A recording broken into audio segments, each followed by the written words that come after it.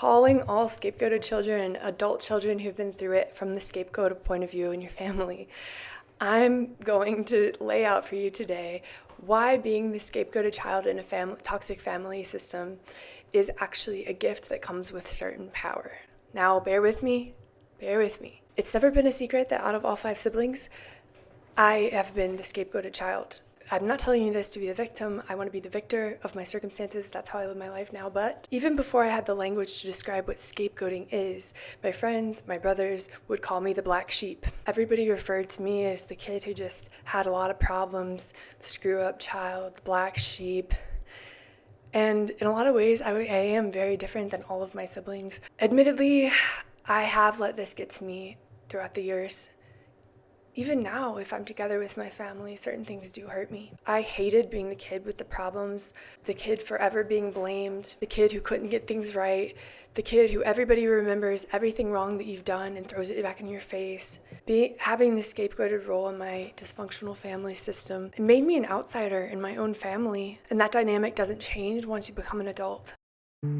Children can be easily manipulated by one parent into hating and fearing their other parent. This is child abuse. This is domestic abuse by proxy. This is called parental alienation. But it is possible to fight. Adult children do wake up to reality. Alienated parents do get their children back. Essentially, I was put in a box, and no matter what I did, no amount of being kind or fun or caring, no amount of effort that I could put into the relationships could seem to allow me to escape this role. I could make every effort in the world to prove to everyone that I wasn't the black sheep that they believed I was. Last year, I did more research on dysfunctional family systems than I would ever care to do in my life, which really helped me in understanding my own situation. I learned that parents with personality disorders or severe mental health issues often have a favorite child, a scapegoated child, and an invisible child. Sometimes these roles can switch. They're not necessarily static, but sometimes they don't switch, and they're always carried with you into adulthood. Scapegoat child seems to be more set in stone than, say, the favorite child. Before I get to the part about how being the scapegoated child in your family is a gift in some ways and actually comes with a lot of power, I want to mention how damaging it is to be cast in this family role. If you're a scapegoated child, you probably already know this innately, but for anyone who's not a scapegoated child, you should know that there are a plethora of serious, long-term mental, emotional, and physical health challenges that the scapegoated child, essentially the trash bag child of the toxic family, will endure throughout their lifetime. From low self-esteem to anxiety, depression, anger management issues, OCD, addiction or attachment disorders, the list goes on. It can damage a child and leave lasting scars. It really is a type of abuse, and it's actually considered now family scapegoating abuse. It goes by the acronym FSA. As I did a lot of research last year, I learned that there are reasons why pathological parents choose a scapegoat. Obviously, we can see this in so many dysfunctional families. There are patterns. This happens. Often, it's not just a coincidence that you have taken on this role. Why do families scapegoat anyway? Being a mom myself, I really struggle to understand how you could not only have a favorite child and a child who can do nothing good, but then to enforce that and make them believe that as well. It's so damaging. And as it turns out, research suggests that parents who scapegoat almost always have a personality disorder. Such parents attack one child, the scapegoated child, in order to make themselves feel better. This didn't really make sense much to me, but here's how I kind of wrap my head around it. In releasing their own rage and frustration with themselves onto the child that they probably see aspects of their personality in that they don't like, releasing their rage, frustration, feelings of abandonment, toxic shame, and self-hatred onto one particular child, the parent is able to avert their own attention away from their own emotional and mental difficulties, which makes sense. I guess bullies have kids too. On a larger scale, though, occasionally the whole family will join in, and this happens more often than you would like to think. So the other parent or the other siblings, occasionally the entire family, even extended family members, will take part in the scapegoating, which includes rejecting, humiliating, blaming, and shaming. So the unconscious part of scapegoating, that's at play where the family displaces all of their emotional and mental problems onto the one individual in the family. But that's enough talk about the negatives, enough of this messed up family phenomenon. Now it's on to the good part. Boy, you must be wondering how on earth, Madison, is being a scapegoat a gift? You've lost it. You don't know what you're talking about. Clearly, you've never been the scapegoated child. Maybe you're thinking, a gift? Power? What power, you may think? My family doesn't care what I say, what I want. They don't even care who I am. I have no power in my family, you might be thinking. And it's certainly not a gift. It's not a role I'd wish on anyone. I'd rather be the golden child.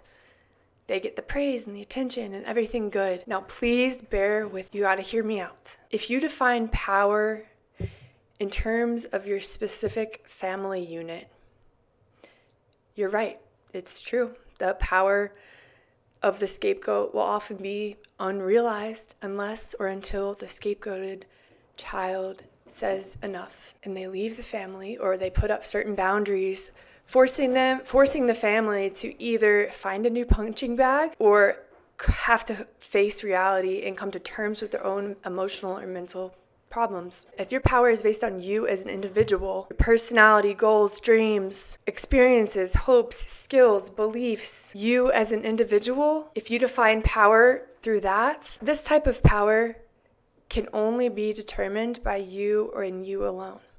This has little to do with your family at all. Your role in your family of origin, that doesn't define you now. Maybe it did in the past, but now it's just a life experience that you can learn from. So if you define power through your own individual values, goals, accomplishments, and beliefs, your relationships, and everything good about your life, then I have to say that the scapegoated role, I believe, is the role that has the best chance of you being free and not continuing the dysfunction in your own family that you will create. Here's why, if you must be part of a dysfunctional family, wish you could choose your parents. If you have to be part of a dysfunctional family, number one is the gift aspect. Why is scapegoating a gift? Well, here's why. If you have to be part of a dysfunctional family, as the scapegoated child, you might just be the only one in the family who can see the dysfunction, who can identify the manipulation, the toxicity, all of the narcissistic behavior for what it is. For example, because I bore the brunt of my parents' rage, brainwashing, manipulation, criticism, etc., I was exposed to much more mistreatment than my siblings. In fact, I would say some of my siblings have really not experienced much mistreatment, especially in comparison. So I was aware that my family, especially my one parent, was not normal. From the time I can remember, I was aware of that there was something off, there was something not right, didn't feel safe. And some of my siblings, they haven't seen that rage or manipulation. I've heard this a couple times, this saying that two children from the same family can meet a stranger, and when the stranger asks, "Oh, are you close with your family?" or "Tell me about your parents and your siblings," they can describe their parents in such a different manner that you would never guess it's the same people. So in these type of dysfunctional families where each kid has a role, they're playing a role for that parent, the perspectives of each child are often very different. The perspectives of the parents are often very different. The perspective of each other, the other siblings, are often very different. The perspective of the world, because that parent is so careful to treat each child very differently. And being an outsider in my family also allowed me to observe how the family functioned without being fully immersed in the madness. In the zoo, I like to call it. They're not my monkeys, not my circus. That was like one of my sayings last year that I would say whenever I got really overwhelmed. So as a result of this difference in treatment between me and my siblings, I remember one time I was asking one of my brothers a question about how they felt in the family, and they said, "What dysfunction?" So to them, it's normal. I get it. It's comfortable. It's the proverbial water they've been swimming in since they were born. They don't know anything different per se. I know this does sound like an excuse. I should hold them to a higher standard, but I believe that there's a greater chance that the favorite child or children, or even the invisible child or children, will not escape the family, unfortunately. Now, if you are the scapegoated child, please leave in the comments below whether you have any siblings that have realized it. No matter what role you've played in your family, please leave in the comments below the role you were assigned. I hate to say that, and whether you do see the dysfunction or not, or whether it took longer for you to see the dysfunction than your other siblings. I'm really interested to hear everybody's experience. Here's what I have to say about the power that the scapegoated child has. Number 2, being the scapegoated child gave me the power to eventually escape my dysfunctional family system. And here's why. As a proverbial black sheep, the decades of manipulation, criticism, blaming, humiliation, anger, and rejection eventually pushed me away. The way I was being treated, especially at the end by my parent, gave me the push that I needed to say enough. No more. Enough is enough. So for more than one reason, my role in the family and my parents' mistreatment made it impossible for me to remain where I was and to remain in contact with that parent and as part of the family in person back where I used to live. You might be thinking, wow, that's a really drastic move to make and a big decision. You must have really put a lot of thought in that, and I did, but I didn't sit down with a piece of paper and a pencil and write a pros and cons list. My situation is severe. I'm not saying that everybody is going to need to do that. Usually just certain boundaries are enough for people, but I knew that I had to get away to protect my own well-being, to protect my marriage, and to protect my kids from the toxic effects of dysfunctional family systems. For 20 years, I accepted this place in my family, and I always did everything to just be able to have that family unit and feel like I could convince myself I was part of it. But nevertheless, there became a point where I had to say, I'm not okay with this. I'm not going to accept this position in the family. I love you. Goodbye. That is not to say, however, it's been an easy road forward. In fact, I'd say that family estrangement is one of the more difficult challenges in anyone's life. But here's the best part of all, and why the family scapegoat, if they harness their power and overcome their fear, can actually win in the dysfunctional family. With the ability to see the dysfunction in the family and the power and drive to escape because you're treated so horribly, this scapegoated child finally is the child most likely to end the generational trauma for their kids, their grandkids, and all of their progeny down the line. That's awesome. So I was given a roadmap of what not to do. And I know that if the roles growing up had been different and I had been treated really well, I can imagine that it would be much more difficult to make that really scary decision to walk away, especially if you're unable to recognize the dysfunction in the first place. That's where the incredible power of the scapegoat lies. So while the scapegoat's upbringing is often filled with misery, pain, self-doubt, and self-loathing, or even family mobbing when all the members gang up on you all together, upon reaching adulthood, I believe that it is the scapegoated child who's most likely to become free.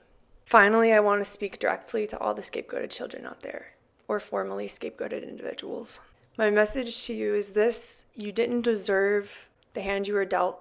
Being the family trash can is no position that a child deserves. When I was making this difficult decision with my parent last year, one family member called me and told me, listen, if I'm going to tell you this because I'm worried nobody else has. You have the permission to do what you need to do, what's best for you. That's all you need to focus on is what's best for you. And if you do that, you're on the right track. You are not obligated to remain in a relationship with someone who chronically mistreats you, even if it's your own parent. I know there's a part of you, no matter how small, that wants to feel unconditional love and acceptance in your own family. Acceptance by the people who are supposed to love you and accept you most. I've always wanted this desperately. I found this in the family that I've created with my husband. If I continue the rest of my life to search for that in my family of origin, it would be like looking for a surplus of water in the middle of a desert. My advice would be to grieve the family that you wish you had and take your time doing it, then move forward in the direction of your most wonderful life. To end, I wanted to share something that I found, which is a story of the power of the parent's tongue. It's a story about young Thomas Edison, who came home one day with a paper for his mom that he was given.